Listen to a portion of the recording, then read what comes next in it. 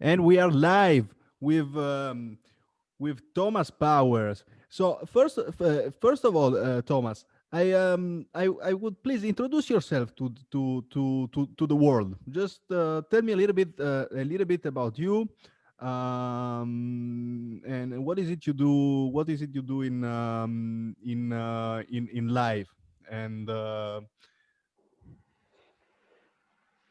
Okay, Naka, thanks for having me on the show. I'm Thomas Power. I'm 56. I've been working since I was 16, so 40 years. I'm married to Penny Power, who got an OBE from the Queen in 2014 for academy.com. I've got 3 children in their 20s. I've written 7 books that are on Amazon. I've spoken at 1,000 conferences. I sit on 5 boards as a board member. And I'm currently building a private club of 100 global experts with my wife, Penny.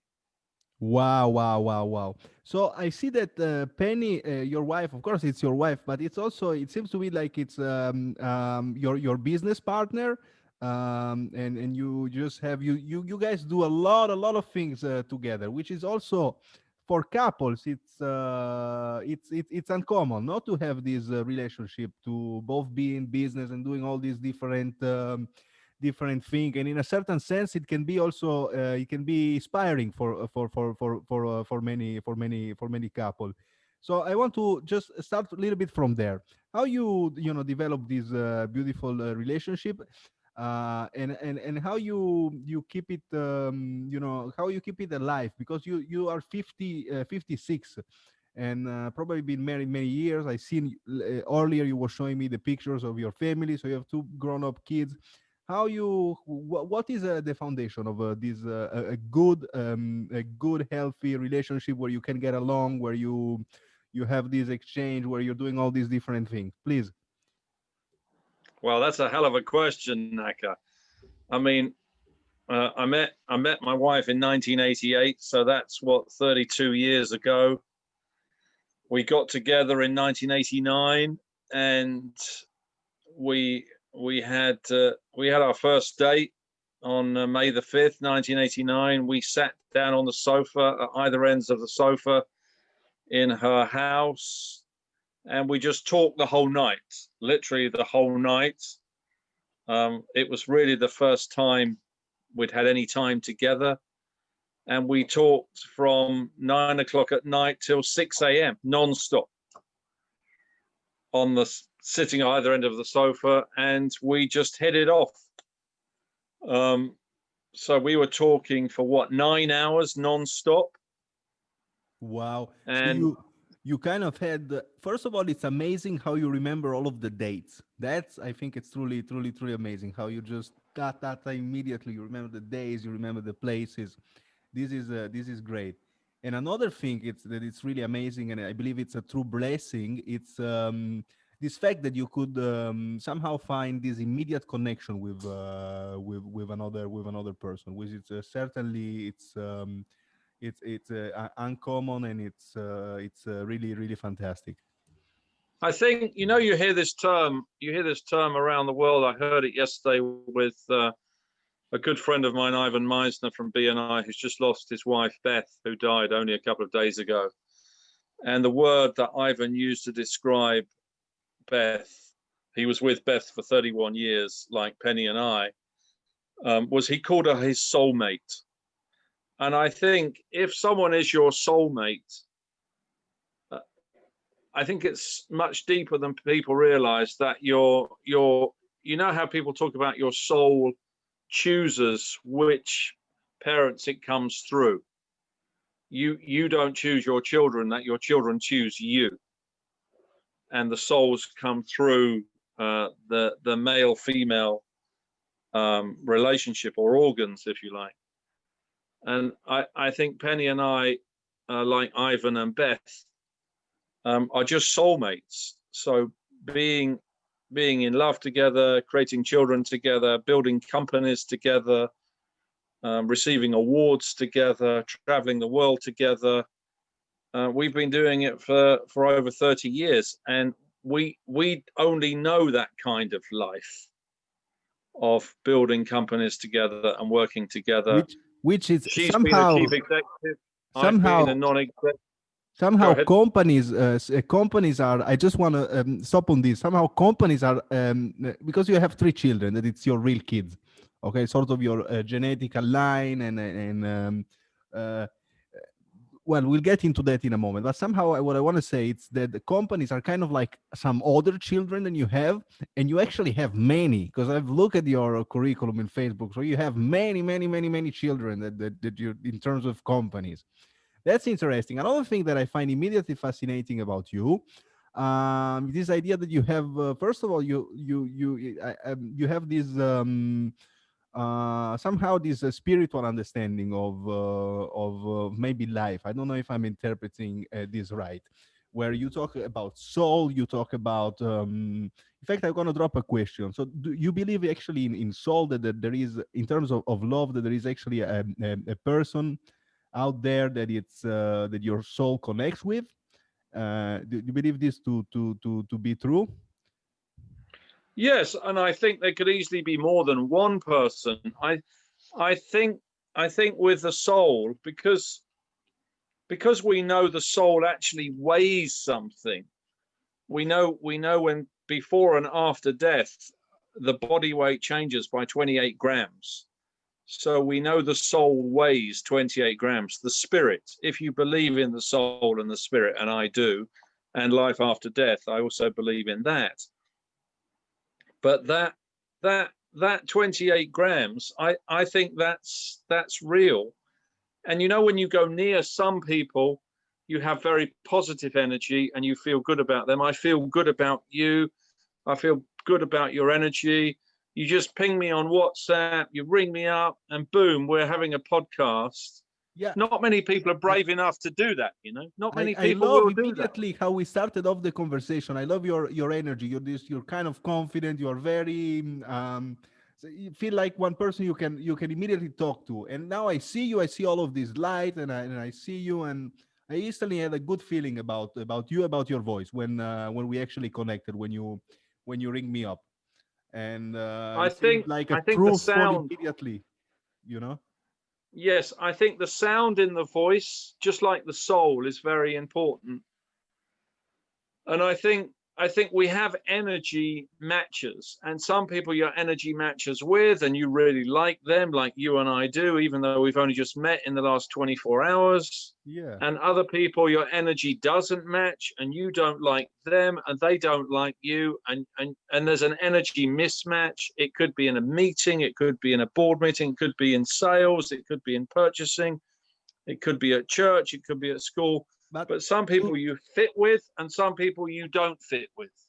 Yeah, it's true. Some people you fit with, some people you have an immediate feeling, a sort of immediate connection, that it's you kind of click immediately.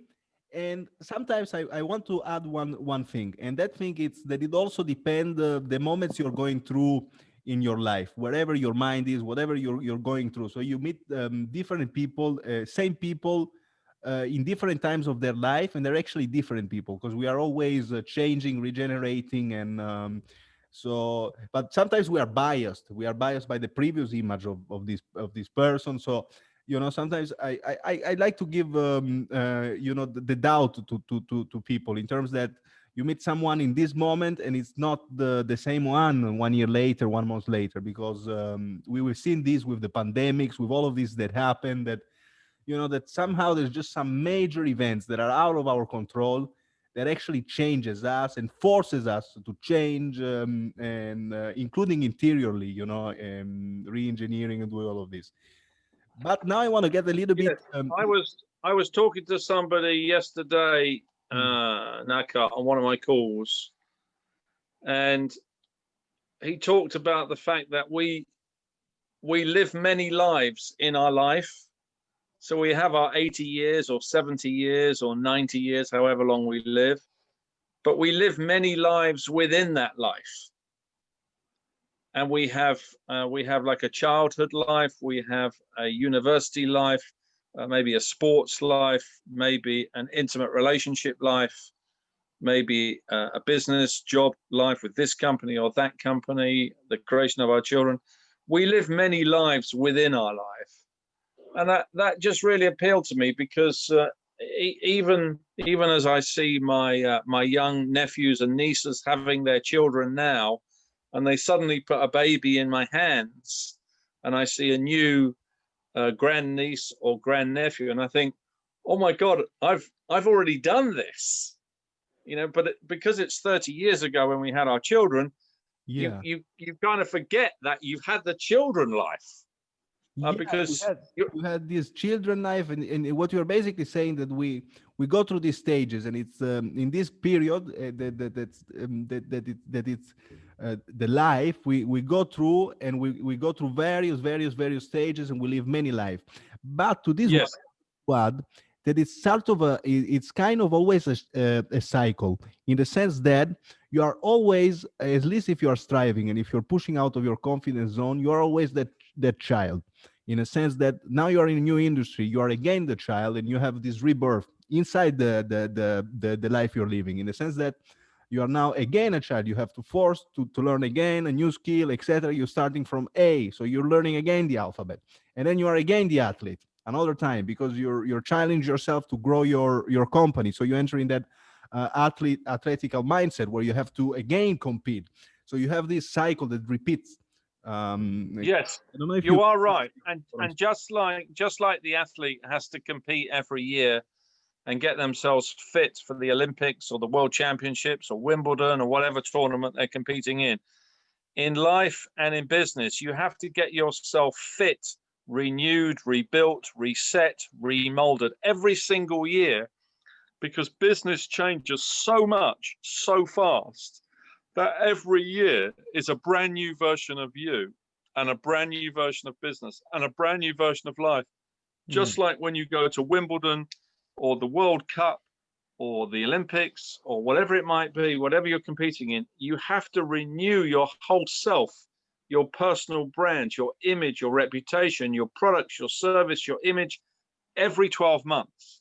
Your health, your diet, your well-being, your meditation, your mindfulness, your yoga. You have to rebuild your whole body every 12 months just to survive. exactly. And I think people are only just starting to realize just how much work that takes, so that you can contribute to other people, contribute to the businesses. And it's also work that I believe it's, maybe I'm wrong, because you have much more experience, you have been a long time in the game, but it's work. This work you're talking about is work that's starting to be valued now. All of this re-engineering, all of this training, all of this preparing, all of this is job that you do actually all by yourself, or you do in the context. You'll have one person for you, maybe Panny, that supports you, that pushes you to grow, etc. But this job that is not necessarily tangible or not necessarily rewarded, because you get rewarded on your workplace. Supposing you have a job and you're getting a salary like most people, you get rewarded for those 3, 4, 8, 9, 10 hours that you work, and all of these other job you're doing on your own, to actually make you fit to be in the company, in the game. So it's it also takes a lot of mindset to where you have to find value in this, in this mindfulness, this yoga, in this renewing. Yeah, but I think, and I love your surname, by the way, Grattagliano. Grattagliano's beautiful surname. What I would say, though, Naka, is because the world is so competitive and so fast, and the technology is developing so quickly, and the information coming at us so quickly, that this constant renewal of yourself, your well-being, your food, your diet, your exercise, your meditation, your job, your career, your technology, a new smartphone, a new laptop, an electric car, a driverless car, because it's coming so fast, I think this renewal process is now a matter of survival. That if you don't renew yourself every year, you're probably not going to make it. And I think that's quite a shock to people. And when I see people But isn't that, skeptical I'm sorry, Thomas, Isn't that just part of what we do as human? Isn't that part of our whole system of how we are wired in terms of our body or how the body is structured? Isn't that what we do as human? Just this constant evolution and this constant changing and transforming. So isn't that somehow aligned with our nature? Maybe don't you think? Yes, it is. But now you have to do it at speed. Okay. You you have to So now evolve you have the fast. coach that has a tempo, and now he's training you for the race. Talking, going back to sport, and like David Goggins said, sometimes you don't hold the stopwatch. Sometimes it's a trainer or life that holds the stopwatch and tells you just go train. You got to train for your survival. You got to do it, and you're not in charge of this stopwatch. It's this market, this huge force that it's around you. So that is a kind of now I want to a little bit pivot, go back a little bit in what is your break, what is your background, and actually what is your training, and I want to do that to highlight an aspect that maybe will emerge further on in the conversation. Please, Thomas. Well, I studied finance and business and marketing. So those are the subjects I studied. And in terms of sport, I played a lot of tennis, and then I really learnt my skill working with very successful entrepreneurs, millionaires, billionaires, and I've worked for a lot of the tech guys around the world, right at the highest level, working for the people, the founders, the co-founders of these organizations. And you learn a hell of a lot just from observing people, watching people, listening, aggregating knowledge, and gradually over time you learn your skill, you learn your craft from observing others. And then really when my wife and I built this social network for small business people around the world, we built that up to 650,000 members. This is the one she got the award from the Queen for in 2014. That really taught me that everyone in the world is looking for information, everyone's looking for contact, Actually, everyone's looking for opportunities. your wife got an acknowledgement from the hands of the Queen. Is this which is the Queen Elizabeth from England? It was give her in the hands this. So wow, fantastic, incredible. So now you have this, Echo, you have this very business finance oriented mind. Okay, so you're in this college, etc. And but you started off the conversation with this sort of very spiritual soul approach, love approach, and this that this other, which is kind of interesting about you. Well, you see, I think if we look at what's happened to the world, people have been overrun with social media, overrun with Facebook, Instagram, WhatsApp, Twitter, LinkedIn, messages, notifications. People are completely overwhelmed. Along comes COVID, bang, bang, and the virus hits us really hard. And I think people have started to realize what they want is they want privacy, they want intimacy, they want accountability, they want safety, and they want to be with mature professionals in safe places and have their Zoom calls or Teams calls or Google Meet calls, whichever calls they do, because they're at home. And they don't feel safe in this land of free social media networks, particularly with QAnon and BLM and Antifa and lots of fake information. And so I think we're returning to an environment like the guilds, private, professional, secure, closed, intimate networks, small, intimate groups, paid for small, intimate groups, so people can find safe places, safe spaces to talk, to network, to share, to bounce ideas, places where people will hold their back. Thomas, you have a really, you go really like your surname. You go with this power. You're giving a lot. So I will stop you a little bit for just a moment, and we go a little bit in the topic. So you said that there is this too much in terms of social media. So we are being overwhelmed with social media, and now we're talking about people that, like me or most of us, don't really have an understanding of what all of this technology means, right? Because most of us are not immersed in the technological world, maybe like you, or maybe like so many others who've been 30 years in this game, and they can tell you the history, the philosophy, the root of what Instagram, Twitter, all of this is. Most of us can't. So we have overload of this, an overload of communication. And then you have all of these you went into all of these news, fake news, all of this that's happening. At the same time, you have all of these geopolitical and policy making that is going on worldwide. You don't know who's financing who's doing what's going on. You have a bunch of people who just because one scandal break loose or something horrible happened, now you're getting all of these scandals, all of this Q&A, all this was going on, and you have people who now simply have maybe lost trust in everything. They don't understand what's going on, and said this scandal was proven true, now they are all corrupt, and and it's not like that. So you have all of this data, all this mess going on, and what you're saying is um, that what we need is sort of a space, a professional business space. Now you're talking about business where people can actually talk and just be together and make meaningful work, where there is not all of this noise. There is kind of a narrow focus, and you're having real conversation. Is that?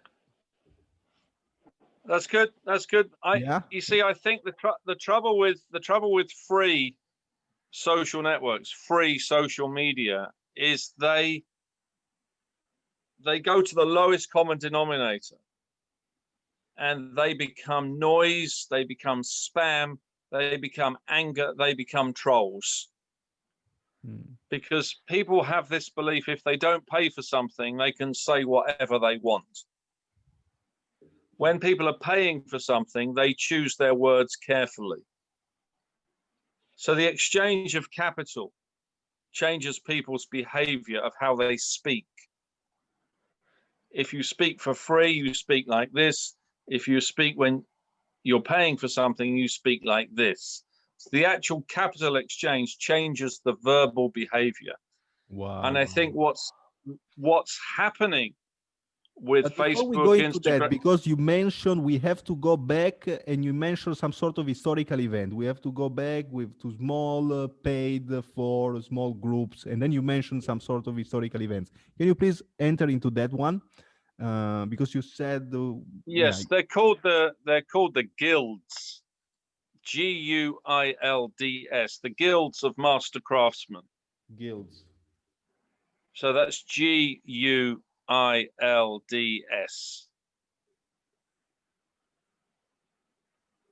Okay. And London was built, as was Italy, as was France, as was Germany. All cities were built on groups of experts, small, intimate, private groups of experts who came together. And they were called guilds of master craftsmen. The butcher, the baker, the candlestick maker, they became the mutuals, they became the insurance companies, ultimately they became the banks. And the reason we're returning to those small intimate groups, those small private groups, is one, because people are overloaded with information, but two, because people have lost trust in free information social networks, in free media, because something that's free is hard to trust. Okay. When you When say you pay people, for something, when you say people, are you referring specifically to people that it's in kind of involved in the business world, in the big tech world, or in industry, or you just mean people in general, like the masses? I mean people in general. People in general. Yeah, people in business expect to pay for things, but generally, if you look around the world and you look at the various misinformation that we now have just on COVID, All right. It's very hard to get reliable information just on COVID Yeah, because there in is your there is too town. much, and the information is actually out there. And then I was reading through. Okay, I was scouting through some information. I don't know if it's really relevant, but I will share it with you.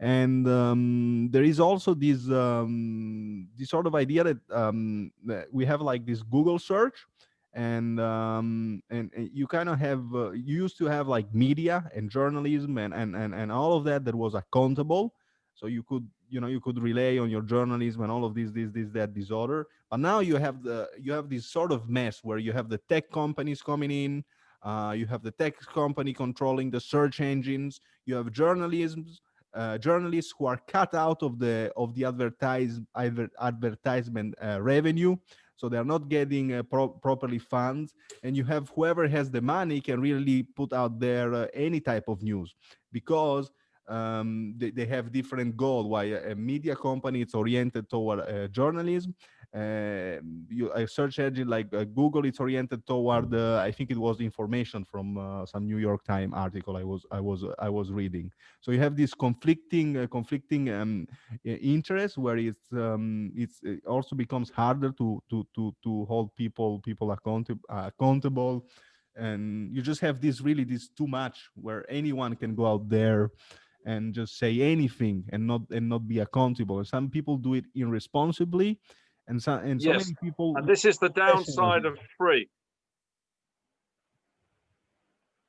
If you don't pay for something, you don't think you have any accountability, and I think that's extremely dangerous. Yeah, yeah, I think having a fake identity or an anonymous identity with something that you don't pay for, where you can say whatever you want, to me it's extremely dangerous. mm, And what we now have with these international groups is we have a situation where information itself, because it's free, is out of control and not trusted from any source. And that creates a problem with politics, with business, with government, with education, with knowledge for children, for universities.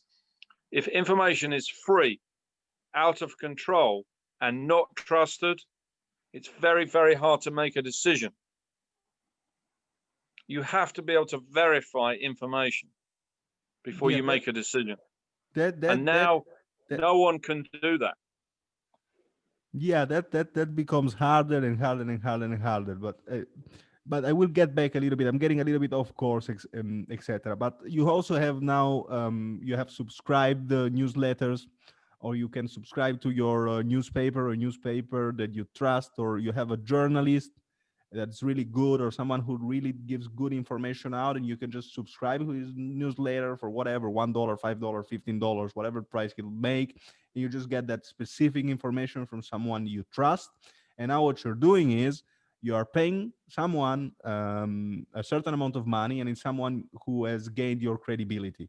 And that's a good opportunity, because it gives both money to the expert, and this expert is for one time is not being supported by all of these other corporate interests and all of these other pressures.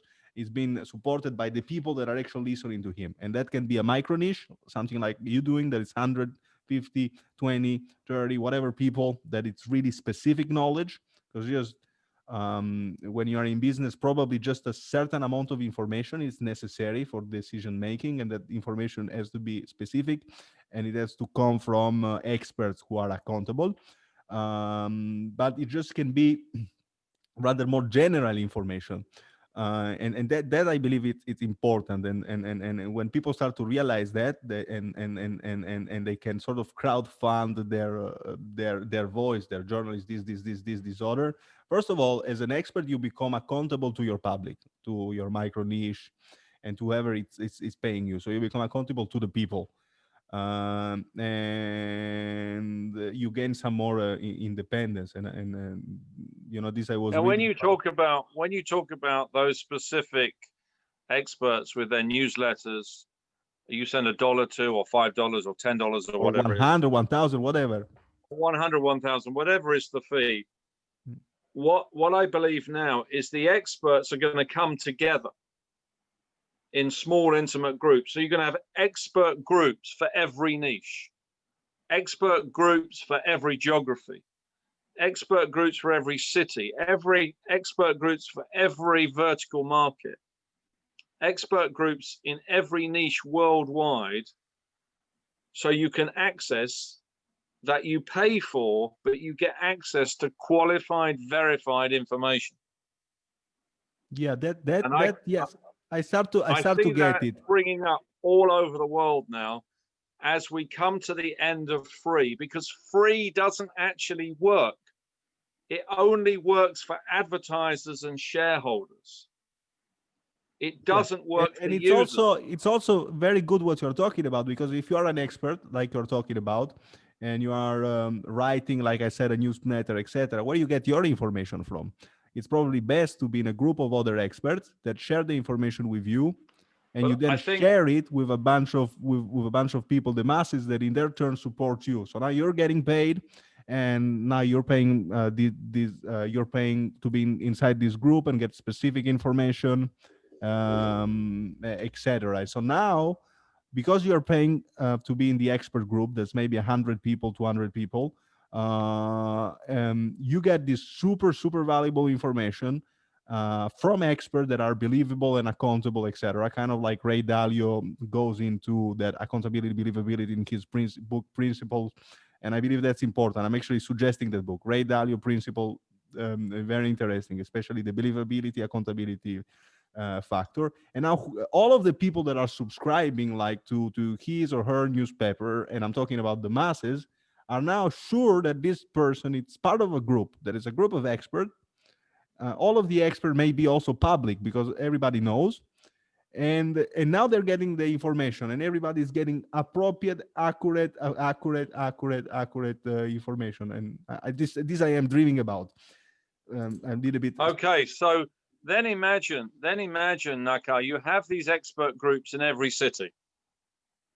So you have every geography.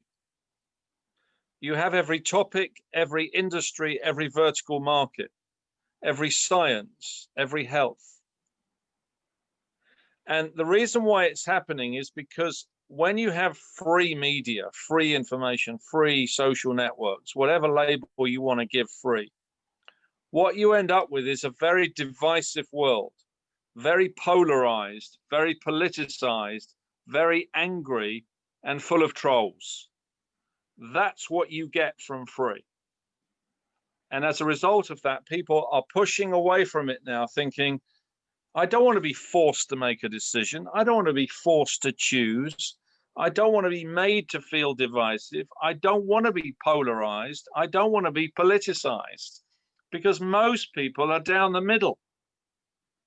They don't want to be left or right, up or down, black or white. They want to be down the middle. And then I want to enter into that. This the last one, what you said, because I was also watching. watching Joe Rogan and his podcast, which I find amazing and fascinating. And like you said, when you become so much polarized, you don't know what is appropriate to say.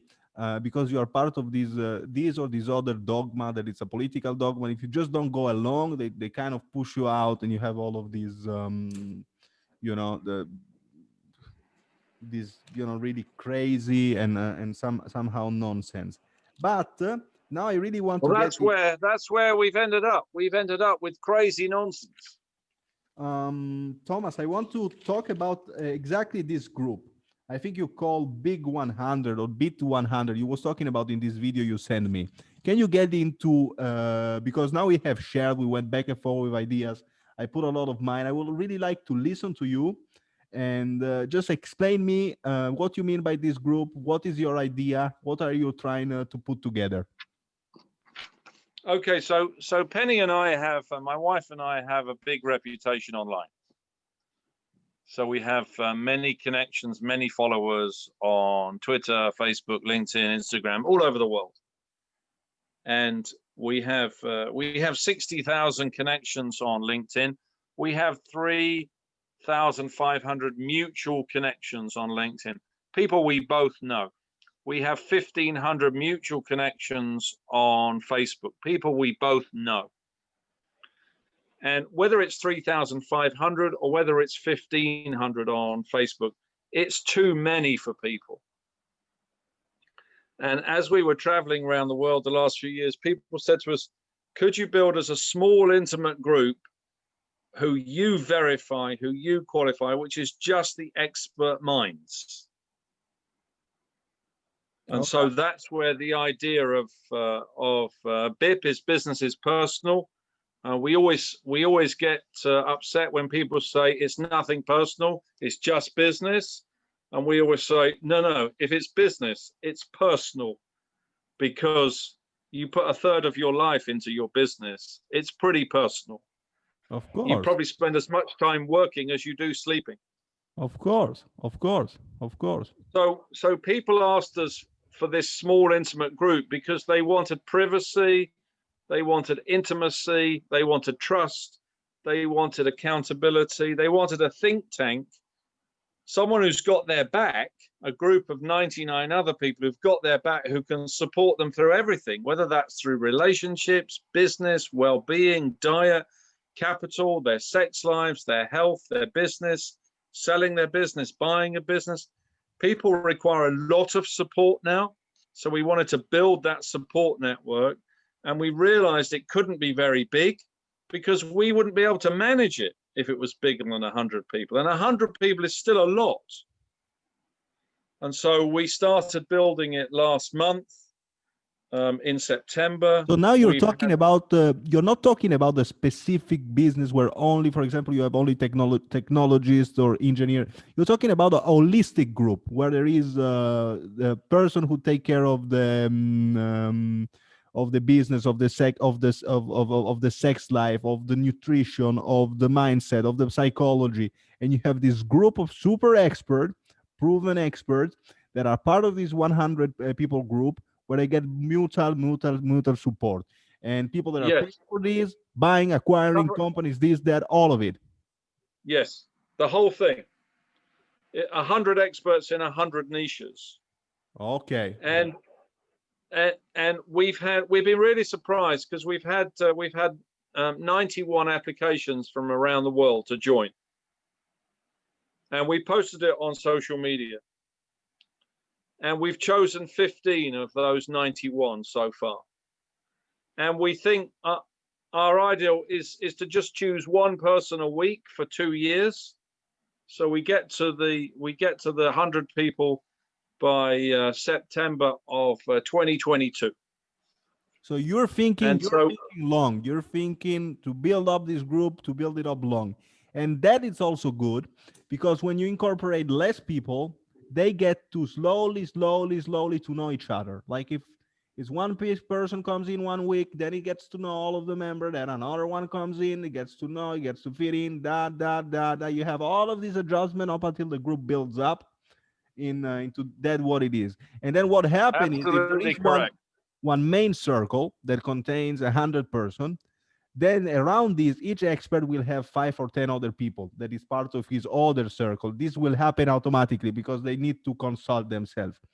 So yes, and remember, when you're right, when one person joins each week, then when people have their one-to-ones, when you have 15 people, it's 15 times 14 times 13 times 12 times, it's 15 exponential. Yeah, the mathematics, because everyone has to have a one-to-one with everyone else. Yeah, it's actually a superpower group. It becomes then. So when you have 100 people, it's 100 times 99 times 98 times 9. It's a lot of relationships for 100 people to have 99 relationships each. Yeah, and also it's a lot to do with, I believe, the way we are also wired. I don't know if we go back in like a primitive, because we are, although through evolution, we were wired to actually be in small groups of people and collaborate. And I think there is a magical number up until simply it goes crazy, up until it's simply you don't trust anybody. You're always, who is this person? And in fact, this is what's happening when there is big groups. And there Well, was that number is Italian. that number is 150, and that's called Dunbar's number from Robin Dunbar, who's the anthropologist at Oxford in the UK. Robert. But Robert. Robin, Yeah. Robin, Robin Dunbar, Dunbar.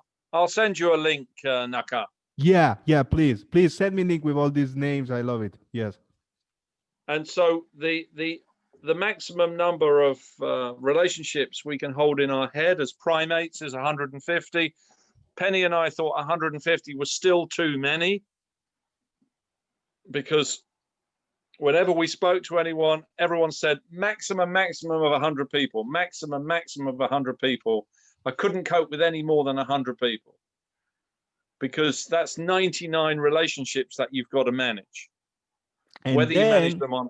I'm sorry, these other people, they're anyway managing so many other relationships, because you like Exactly, I said, but this kind of support group is relationships where people have got your back, whether that's about business, raising money, investing in new ideas, or nutrition, meditation, well-being, your sex life, talking things out. It has to cover everything, because people want, as you rightly said with your word, this holistic approach to their whole life. okay. And it's very, very hard to get that holistic approach to everything, from meditation to technology, from nutrition to raising capital. It's very nutrition, hard to get the whole that thing. is a big one. It's a really important one. It's really important one, because also it's important that the people that it's part of any group, association, etc., is taken good care of. I mean, in terms of their nutrition, their meditation, their mindset, etc. Because you want, the moment they are giving you some advice, or they are talking about their expertise, you want them, the mind to be focused, to be working, to be going properly. And that is important. That is really important. And it's also good that you are, if you are publishing all of these, and because you said, we publish it on social media with the, I think you said the names, or these the people, so it's kind of transparent. Okay, so there is not the fear of some, okay, it's just a group of experts getting together to do this. Yeah, so it's very important with social media that you build things in plain sight. It's very important you build things in plain sight, so that people have choice to whether they wish to engage or wish to ignore. If you build things behind closed doors, people naturally are suspicious.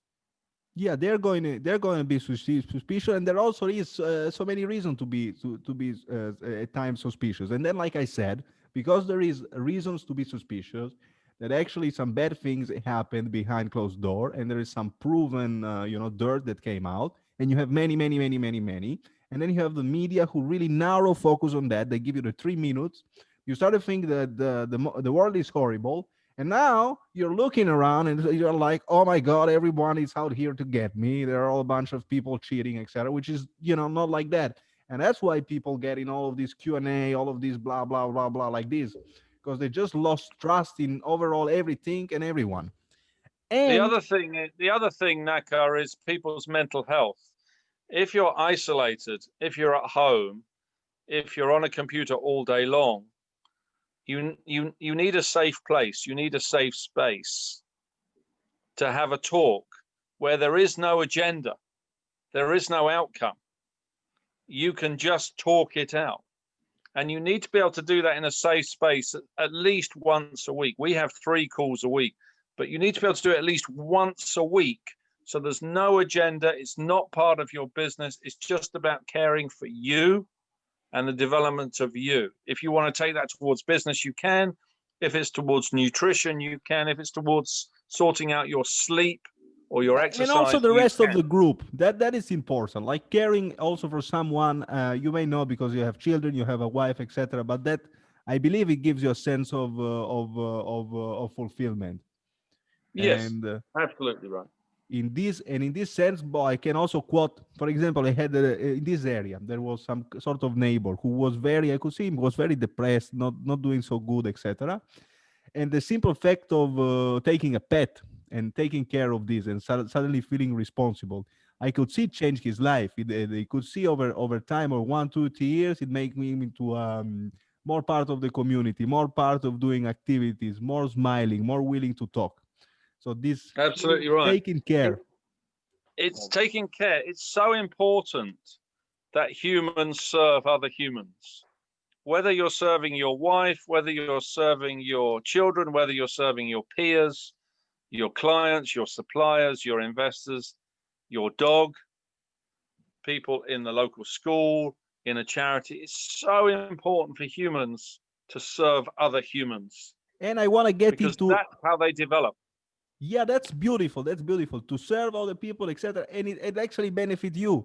Okay, because now also we are living, especially with this social media. I was reading about, we're getting into this total narcissism where you just publish about yourself, and the profile is about you, and so, and we don't understand that serving, doing, etc. It's also part of our development. Another The thing I want to, tragedy of that Instagram world, that sort of I see it like a fake world, but it's actually making people unwell, physically and mentally unwell. yeah, it's an a real world. But then when you look at this Q&A and so many people, except they are able also to concretize it, to mold it and shape it into event, which is kind of scary and dangerous, especially if there is some crazy out there who's doing, who's is passed from this unreal to what is then real. Okay, because then for example, if you were to post something on the Instagram, you get the follow up, and then you say, okay, let's gather up, make a meeting, everybody comes, do. Then it can become also, it can have real implication. Sometimes it doesn't. Yeah. Sometimes it's nonsense.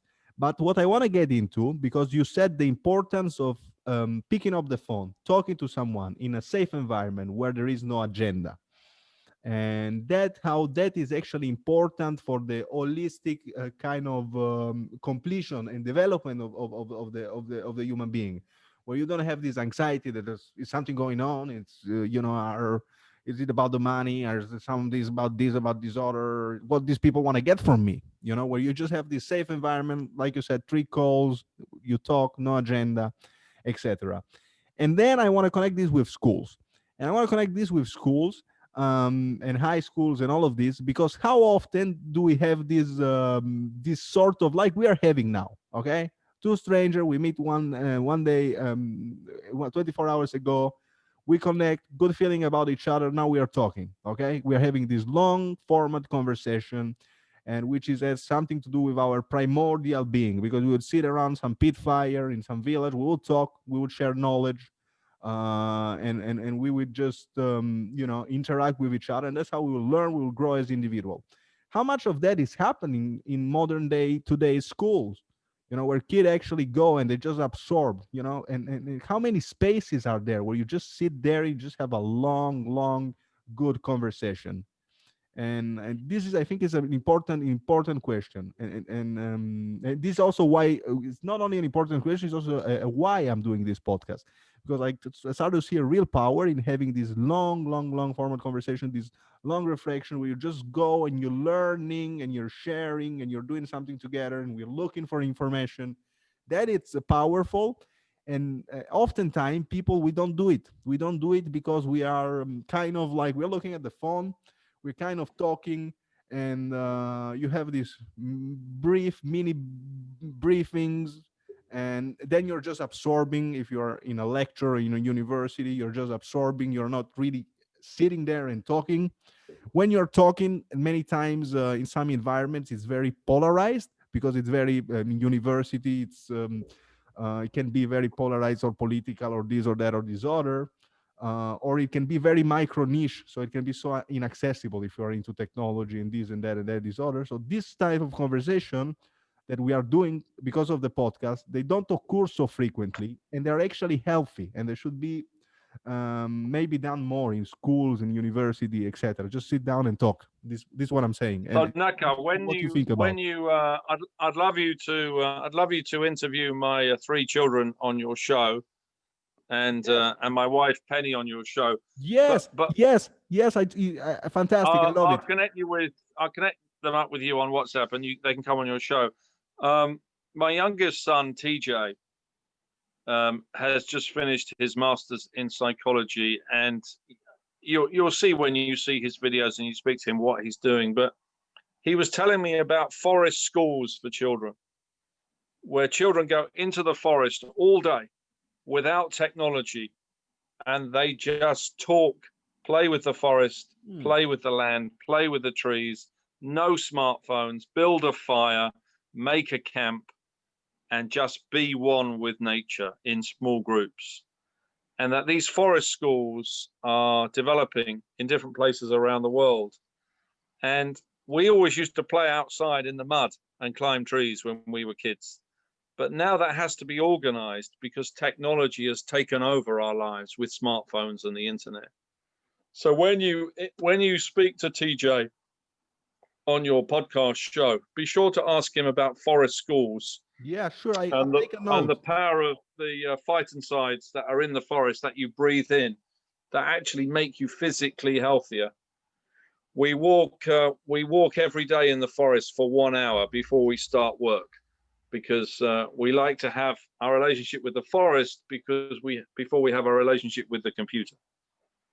That is really important. The relationship with the forest, and also I feel it's interesting these alternative forms of education. So you can see what are the effects on kids, etc. And it's important also the space, like really the physical space where you are in, and how it is designed. That includes also design. If you are in a classroom, it includes the design of the classroom. Whether it is organized or designed so we can have a conversation, an interaction, a back and forward. And it has a lot to do also with including aesthetics of how the place it's done. And these things, when we are focusing on mass education and we do like this, sometimes we overlook, because obviously it's not bad, because obviously we make crazy progress from back in the day. But definitely, like you say, importance to interact with nature, important to interact with trees, being around trees, and before you are around the computer. And also important, I will add, to add this sort of make available, especially in urban cities, in urban spaces, this sort of spaces that sometimes it's not available for everybody. Sometimes it's we may be lucky because the bush is nearby, you can go for a walk. For so many people it's not available, and it can really become sickening, like you say. It can really become when you're just on this talk media, you're just in these buildings, and it just sucks. That is important. Yeah, it is this. Yes, and as we go into the second lockdown, which is where we're kind of heading in Europe now, as we finish October and go into November, we can see the second lockdown and the second wave is much bigger than the first. When people are having all this time at home and they are isolated and they are lonely, and we all feel isolated and we all feel lonely, then we have these places to chat in these small private groups.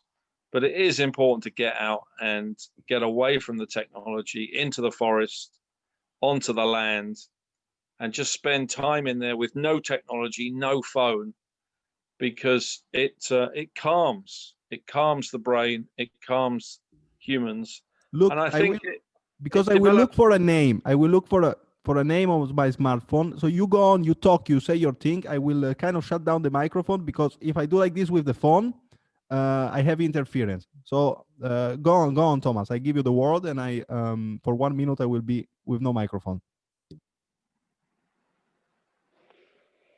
What do you want me to do? No, just go on, talk about the forest, trees, etc. Because I'm looking for a specific information on the phone. This is what I'm saying. Yes.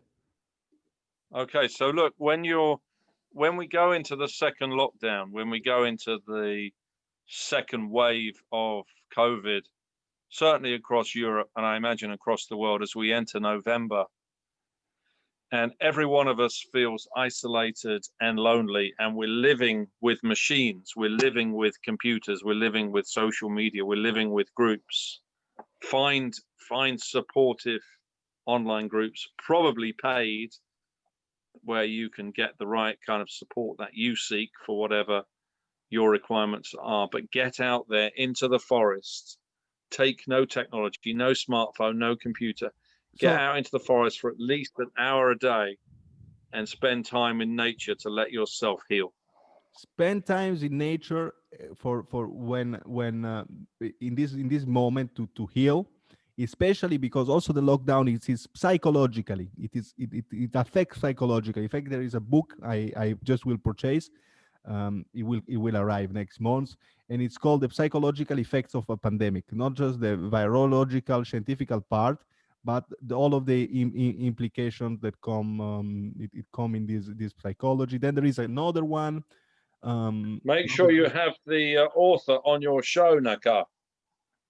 the author of the book.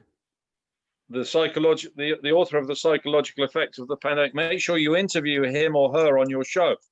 Oh yes, I would love to. But regarding the titles, sometimes I'm not good at remembering exactly the titles. So I say something that sounds similar. So then you have to, if you're searching on the internet, then you have to look for some similar name. However, regarding this psychological effect of the pandemic and all of this that's going on, and the importance of green and urban spaces, I want to just talk about this. It's called Ron Finlay, this Afro-American who started this gardening community in urban spaces, where he basically took one layer that it's a public space on the road, and started developing gardens, etc., to to first of all make the space more beautiful, and more pretty and more green, and second of all connect people with gardens and with nature in areas where it's not necessarily there and it's not necessarily available. So that is also maybe something that people, because there is a lockdown, can think about, actually starting a little garden or a little indoor garden, or just putting some plants around, or making a little bit your neighborhood, your some common spaces a little bit more beautiful with plants, etc. Yes, This bush is even not planting nearby. some veg. We grew some carrots, we grew some beetroots, we grew some lettuce, we grew some onions, even planting vegetables, but getting away from the machines. Because if you're in front of a screen for 10 or 12 hours a day, you are going to get unwell. For sure, for sure, for sure, for sure.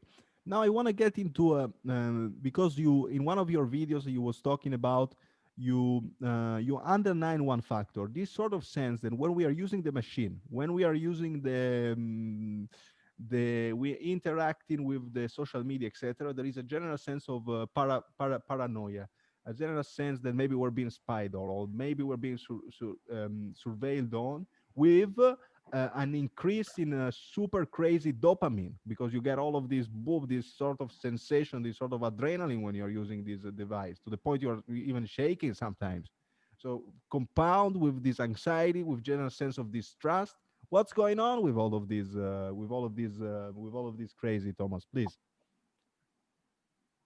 Okay, so the best show to watch on Netflix to understand this mass dopamine effect is called The Social Dilemma, where they explain how we have been addicted to the buzz of the boost that the notification, the like, the share gives us, and that constant overload of dopamine, to the point where we're having so much dopamine rewarded to us through social media that it's the same effect as drinking too much alcohol or smoking too much weed, of consuming too much. Yes.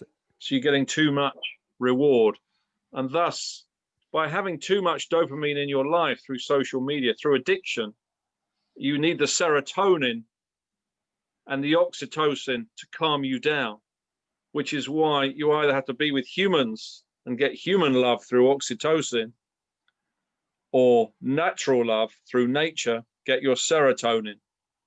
And you've got to come down from having excess dopamine from computers systems and reward-based platforms, because they're incentivized to motivate you to engage because they're showing you adverts. And so the adverts are driving the dopamine up, and therefore you need oxytocin with human love, or serotonin with natural land or forest or earth love to bring you back down to happiness. But it's best summarized in the Social Dilemma on Netflix.